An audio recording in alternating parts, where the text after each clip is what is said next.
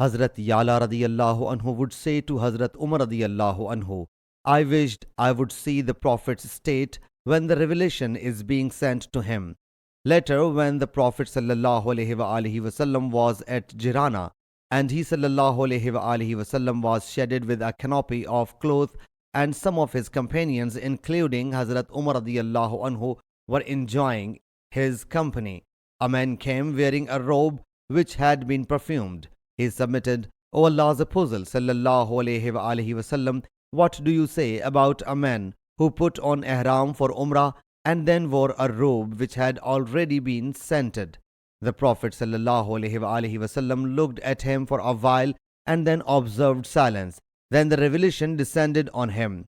Hazrat Umar radiyallahu anhu beckoned to Hazrat Yala to come. Hazrat Yala came and inserted his head inside to look that the face of Allah's Apostle sallallahu alaihi wasallam was red. He sallallahu alaihi wasallam kept snoring for some time, and then that state of him terminated.